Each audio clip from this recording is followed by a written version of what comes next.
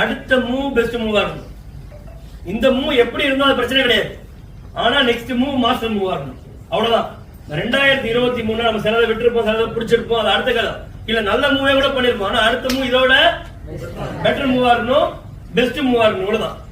So நம்ம இது எப்படி பார்க்கணும், பிசினஸ் எப்பயுமே செஸ் கேம் தான்.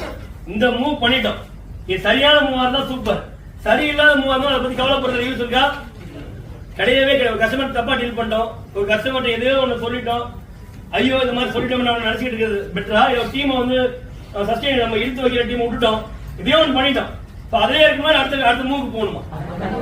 அடுத்த மூவ்ங்கிறது ரொம்ப ரொம்ப முக்கியம் சார். அடுத்த மூவ்ங்கிறது பெட்டர் மூவா இருக்கும். 2023 எப்படி போச்சா போகட்டும், அது பிரச்சனையே கிடையாது. நல்லா போச்சா சூப்பர், நல்லா போனா அதை விட சூப்பர். அடுத்த மூவ் 2024 சரியான மூவா இருக்கணும், தரமான மூவா இருக்கணும். பண்ணலாமா?